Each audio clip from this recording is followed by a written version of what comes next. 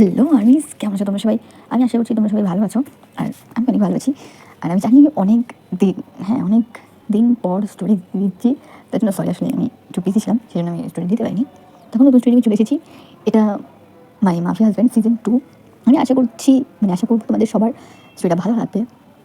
আর তোমরা please comment করে জানিও যে কেমন লাগে স্টোরিটা। ভালো লাগলেও জানিও, আর খারাপ লাগলে অবশ্যই জানিও। আর কোন কোন জায়গায় যদি ভুল হয় সেটাও জানিও, আমি সেটাকে ঠিক করার চেষ্টা করবো।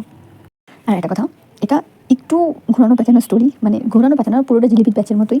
তো তাই আমি এই স্টোরিটার যে জিলিপির প্যাচটা আছে সেটা আমি প্রথম পার্টেই শেষ করতে চাই।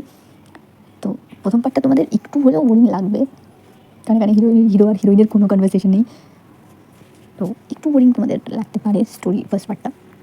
সেই জন্য যত বোরিং সিন আছে আমি সব ফার্স্ট পার্টেই দিয়ে দিতে চাইছি। যত বোরিং বা এই প্যাচের কথা আছে সেটা ফার্স্ট পার্টে শেষ করে দেবো, তাহলে তোমাদের কোনো বেজার হবেই না, সবাই ইজিলি বুঝে যাবে। আর অনেক সিন আছে যেগুলো আমি এখন বলছি না, সেটা তোমরা স্টোরিতে দেখে নিও। ওটা কথা বলে ফেলেছি, যাই হোক। আর কিছু কথা, সেটা হলো ভালো লাগলে লাইক করবে, কমেন্ট করবে, শেয়ার করবে, আর কমেন্টে বলবে যে ভালো হয়েছে না খারাপ হয়েছে। আর সাবস্ক্রাইবটা আমি তোমাদের উপর ছেড়ে দিচ্ছি, তোমাদের যদি ভালো লাগে তাহলে করো, না ভালো লাগে আমি জোর করছি না। আর এটাতে যদি এটা অনেক বোরিং একটা পার্ট হবে, যেটা না দেখলে হয়তো পরের পার্টগুলো কিছু বুঝতে পারবে না, মাথা মুন্ডু কিছু মাথায় ঢুকবেই না। সেই জন্য আমি আশা করবো যদি স্টোরিটা দেখতে চাও তাহলে ফার্স্ট পার্টটা দেখো, নাহলে বুঝবে না। তাই এই পার্টির জন্য এই পার্টটার মধ্যে ফার্স্ট পার্টি যদি বেশি না, এটার মধ্যে যদি 50 ভিউ, মানে 50 ভিউ উঠে যায়, তাহলে আমি সেকেন্ড পার্ট দেবো। সেকেন্ড পার্ট আমি এমনিও দিব, বাট যদি উঠে তাহলে দেবো। এমনিতে আমি 100-এর কথা বলি, 100 ভিউ হলে নেক্সট পার্ট আসবে। কিন্তু যেহেতু বোরিং বাট সেহেতু আমি এটা মধ্যে 50 রেখেছি, যে 50 ভিউ হলে নেক্সট পার্ট চলে আসবে। আর নেক্সট পার্টের থেকে 100 ভিউ চাই, নাহলে আর বন্ধ করে দেবো। কারণ সিজন 1-এ আমি প্রথম দিক দিয়ে ভালো রেসপন্স পেল, শেষের দিক দিয়ে একদমই ভালো রেসপন্স আমি পাইনি। তাই সেটা আমি যেমন তেমন করে কাটিয়ে দিয়েছি। এটা আমি সেটা করতে চাইছি না, তাই এটা যদি ভিউ না পাই তাহলে আমি শুতে বন্ধ করে দেবো। তো চলো, আমি অনেক বেশি বকর করে ফেলেছি, এবার স্টোরিতে আসা যাক।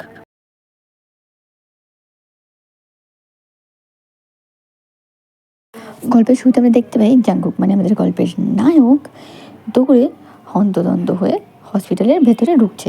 সে ভেতরে ঢুকে তার দাদুকে জিজ্ঞেস করে, দাদা ভাই, ঠামি ঠামি ঠামি কোথায়? ঠামি ঠিক আছে তো? কিছু হয়নি তো ঠামির? জাঙ্কুক, দাদা ভাই শান্ত হও, তোমার ঠামি কিচ্ছু হয়নি, তোমার ঠামি ঠিক আছে, শুধু একটু চোট পেয়েছে, ডাক্তার বলেছে চিন্তার কিচ্ছু নেই। তাহলে তুমি যে বললে তাড়াতাড়ি হসপিটালে আসতে? কারণ আছে দাদু ভাই, সেই জন্যই তোমাকে ডাকা হয়েছে। কী কারণ দাদু ভাই? বলছি, আগে এসো আমার সাথে। কোথায় যাবো দাদু ভাই? গেলেই দেখতে পাবে, এখন এসো আমার সাথে। আচ্ছা চলো। দেখো, এই জন্য তোমাকে এখানে ডাকা হয়েছে। এই জন্য ডেকেছো মানে? আর এই মেয়েটাই বা কে দাদাই? এই মেয়েটাকে সেটা জানি না, তবে এটুকু বলে রাখি, এই মেয়েটার জন্যই তুমি আজ তোমার ঠামিকে দেখতে পাচ্ছ দাদা ভাই। ঠামি, তুমি ঠিক আছো তো? কিছু হয়নি তো তোমার? হ্যাঁ, আমি একদম ঠিক আছি, তাও শুধুমাত্র এই মেয়েটার জন্য। এই মেয়েটা না থাকলে হয়তো আজ তুমি তোমার ঠাম্মিকে দেখতেই পারতে না দাদু ভাই। এসব এসব কী বলছো তুমি ঠাম্মি? আমি কিছু বুঝতে পারছি না। যা বলছি একদম ঠিক বলছি। এই মেয়েটা যদি আজকে না থাকতো, তুমি হয়তো আর কোনোদিন আমাকে দেখতে পারতে না। অবাকের মতো কিছুই নেই দাদা ভাই, তোমার ঠাম্মি একদম ঠিক কথা বলছে। এই মেয়েটা নিজের জীবনে বাজি রেখে তোমার ঠাম্মিকে বাঁচিয়েছে। এই মেয়েটা যদি ঠিক সময় না আসতো, তাহলে এখন ওই জায়গায় ওই মেয়েটার নয়, তোমার ঠাম্মি থাকতো দাদু ভাই। তোমার ঠাম্মিকে বাঁচাতে গিয়ে আজ এই মেয়ের এই অবস্থা। কী হলো, কী ভাবছো দাদু ভাই তুমি? এটাই ভাবছি যে কে এই মেয়েটা, আর কেনই বা নিজের জীবনের ঝুঁকি নিয়েও ঠাম্মিকে বাঁচালো। এই পৃথিবীতে এখনো ভালো মানুষ আছে, বুঝেছো? হ্যাঁ, বুঝলাম। এবার বলো, এখানে ডাকার কারণ কি? কারণ শুধু এই মেয়েটাকে দেখানোর জন্য বা এসব কথা বলার জন্য তোমরা আমাকে এখানে ডাকোনি? হ্যাঁ, তোমাকে এখানে ডাকার আর একটা কারণ আছে। তাই আগে থেকেই বলছি, আমরা যা বলবো ঠান্ডা মাথায় সব কথাগুলো শুনবে, বুঝবে, তারপরে কোনো রিয়াক্ট করবে, ঠিক আছে? হ্যাঁ, আমি বুঝতে পেরেছি। এবার কারণটা বলো। ওর অ্যাক্সিডেন্ট হওয়ার ফলে ওর মাথায় খুব আঘাত লাগে, যে কারণে ওর স্মৃতিশক্তি সব চলে যায়। ও নিজের নামটাও মনে করতে পারছিল না তখন। চুপ করে গেলে কেন দাদু, বলো। দেখো দাদু ভাই, আমি যেটা করেছি হয়তো তোমার মাথা গরম হয়ে যাবে, কিন্তু তাও ঠান্ডা মাথায় শুনবে, রাগ করবে না, ঠিক আছে? ঠামি, তোমরা এরকমভাবে বলছো যেন তোমরা ওই মেয়েটাকে আমার বউ বানিয়ে দিয়েছো, তো আমাকে না জানিয়ে। আর এখন সেটা বলতে তোমরা ভয় পাচ্ছ যে আমি রেগে যাবো, তাই না?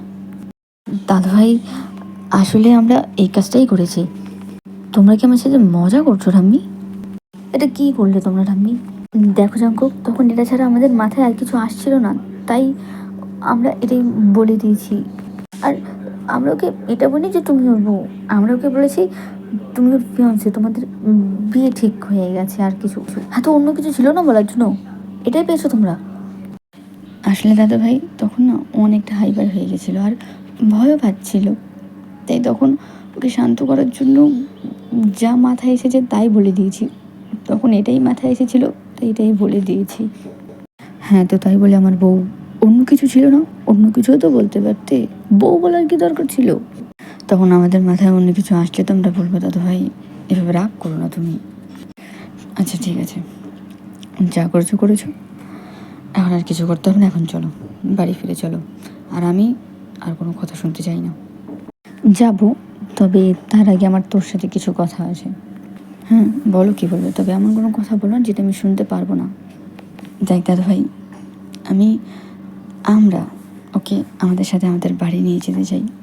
না করিস না দাদাভাই, তোমার ঠামি যখন বলছো তখন রাজি হয়ে যাও, না করো না। কিন্তু কেন? যাকে আমরা চিনি না, যাকে আমরা জানি না, তাকে হুট করে বাড়িতে নিয়ে যাব? ওর তো কিছু মনে নেই। ও যখন ঠিক হয়ে যাবে তখন তোকে হাসপাতাল থেকে ডিসচার্জ করে দেওয়া হবে, বল। তখন ও কোথায় যাবে? তাই আমরা ওকে আমাদের সাথে নিয়ে যাই, যখন ও ঠিক হয়ে যাবে তখন না ওর বাড়ি চলে যাবে। না করিস না দাদাভাই। দাদাভাই আর না করো না, আমরা এত করে বলছি, ওকে আমাদের সাথে নিয়ে চলো। দাদাভাই তোমরা বুঝতে পারছো না, এখন যদি ওকে আমরা আমাদের সাথে নিয়ে যাই তাহলে ওকে কী পরিচয় রাখবো বলো তো আমাদের বাড়িতে? বললাম তো আমি, তোর বউর পরিচয় থাকবে। আর আমি না ভেবে কোনো কথা বলছি না জাঙ্কুক, আমি যা বলছি ভেবেই বলছি। যতদিন নাও ঠিক হচ্ছে, ও আমাদের বাড়িতে তোর বউর পরিচয় থাকবে। তোমাদের যা ইচ্ছা হয় তোমরা তাই করো, আমার কোনো কথা তো তোমরা শুনবে না। তবে একটা কথা, যা করছো তোমরা করছো, আমাকে আর এসবের মধ্যে টানবে না, আমি আর এসবের মধ্যে নেই। হ্যাঁ হ্যাঁ, আমরা বুঝে গেছি, তোমাকে আর আমরা এসবের মধ্যে টানবো না, তুমি টেনশন করো না। শুধু এইটুকুই দরকার ছিল তোমার কাছ থেকে, ব্যাস হয়ে গেছে। তো এবার তো আমরা ওকে আমাদের সাথে আমাদের বাড়ি নিয়ে যেতে পারি, তাই না? হ্যাঁ নিয়ে যেতে পারো, তুমি সব ঠিক করে নিয়েছো, তবে এবার তোমরা বাড়ি চলো। কিন্তু ওকে এখন এই অবস্থায় এভাবে রেখে আমরা বাড়ি কী করে যাই বলতো দাদুভাই? না আর আমি একদম না, এতক্ষণ তোমরা যা বলেছো আমি সব কিছু মেনেছি, সব শুনেছি। এবার আমি যখন বলছি তোমরা বাড়ি যাবে মানে বাড়ি যাবে, এর বাইরে আর একটা কথাও নয়। জিমিন, দাদাভাই একদম ঠিক বলছে, এখন আমাদের যাওয়া উচিত, আমরা কাল আসবো।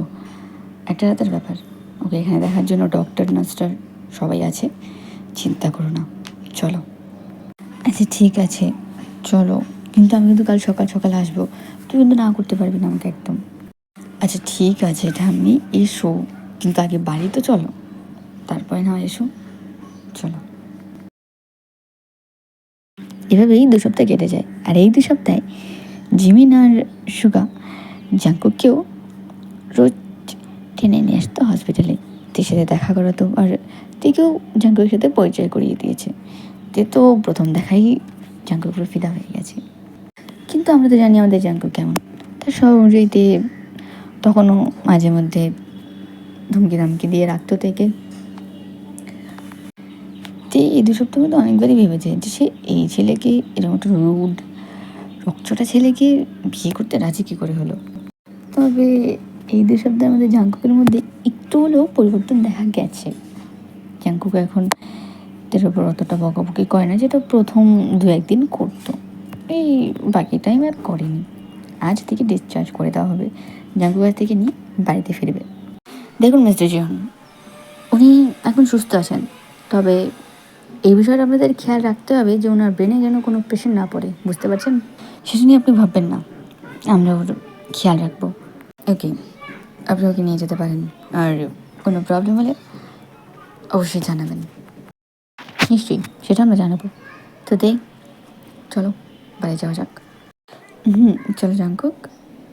দাদু ভাই, তোদের এত সময় লাগে আসতে? হ্যাঁ, সে কখন বলেছিস যে তোরা বেরিয়েছিস, এতক্ষণ এলি? আমি ট্রাফিক ছিল, আটকে গেছিলাম, সেজন্য দেরি হয়ে গেছে। এবার আমাদের ভেতরে তো আসতে দাও। হ্যাঁ হ্যাঁ দাদু ভাই, তোরা ভেতরে চলে আয়। দিদি ভাই, কি দেখছো এভাবে? এই বাড়িটা দিচ্ছি, এবারে কত সুন্দর দাদু, আমার তো খুব পছন্দ হয়েছে। পছন্দ তো হতেই হবে, কে বানিয়েছে দেখতে হবে না?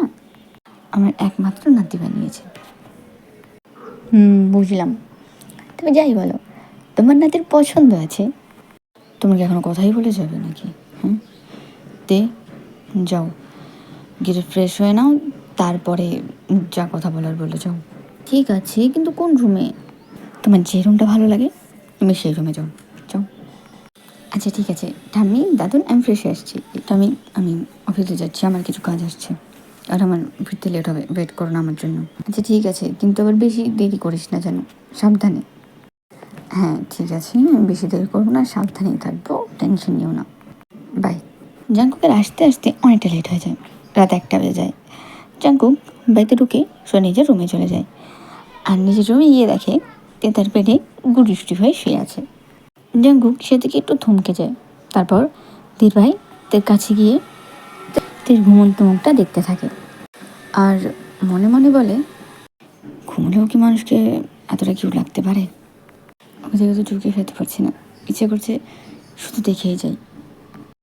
না না জাঙ্কুক, এসব কী বলছিস তুই? তুই কোনো মেয়েকে পছন্দ করতে পারিস না? তাহলে তোর এই মেয়েটার জন্য এত চিন্তা কেন? তোকে ইগনোর কেন করতে পারছিস না? কী আছে এই মেয়েটার মধ্যে? না না, একে নিয়ে তো ভাবলে চলবে না। জাঙ্কুক নিজেকে ধমকে ওঠে। তখন জাঙ্কুক আর কিছু না বলে রুম থেকে বেরিয়ে যায়, গিয়ে অন্য রুমে শুয়ে পড়ে। জাঙ্কুক দাদু ভাই, এদিকে শোনো তো। হ্যাঁ দাদু, বলো। তুমি কাল রাতে নিজের রুম ছেড়ে ওই রুমে কী করছিলে? এই প্রশ্নটা না হয় তুমি তোমার দিদিভাইকে জিজ্ঞেস করে নাও, কেন আমার থেকে এর উত্তরটা তোমার দিদিভাই খুব ভালো করে জানে। এরে, এসব কী বলছেন আপনি? আপনিও কোন রুমে ঘুমিয়েছেন, কেন গেছেন, সেটা আমি কী করে বলবো? সেই তো, ও কী করে বলবে? তুই বল, তুই অন্য রুমে কেন ঘুমিয়েছিস? কারণ তোমাদের এই আদরের নাতনি সে আমার রুমে ঘুমিয়েছিল, সেই জন্যই আমি অন্য রুমে ঘুমিয়েছি। এটা তোমার রুম ছিল? তাহলে তুমি ডাকনি কেন আমাকে? আমাকে ডাকলে তুমি অন্য রুমে চলে যেতাম, তাই না? এটা সম্পূর্ণই তোমার দোষ। তুমি বলো, তুমি কেন ডাকুনি আমাকে? জানি না আমি। হ্যাঁ, এই জানি না মানে এটা কি? হ্যাঁ, জানি না মানে জানি না। আমি আমি অফিসে গেলাম। আরে দাঁড়া, কথা শুনে যা আগে। তাড়াতাড়ি বলো ঠাম্মি, আমার লেট হয়ে যাচ্ছে, আজকের মিটিং আছে। শোন, দিদিভাই তো এখানে কোনো জামা কাপড় নেই, তুই ওকে সাথে নিয়ে যা, ওর পছন্দ মতো ওকে শপিং করিয়ে দিস। এখন পারবো না, তুমি একটা কাজ করো, ওকে দুপুর পাঠিয়ে দিও, কারণ এখন আমার একটা মিটিং আছে, তোমাকে সেটা অ্যাটেন্ড করতে হবে। তুমি ওকে দুপুর পাঠিয়ে দিও, আমি ওকে শপিং করিয়ে দেবো। আচ্ছা ঠিক আছে, আমি পাঠিয়ে দেবো, আর তুই সাবধানে যাস।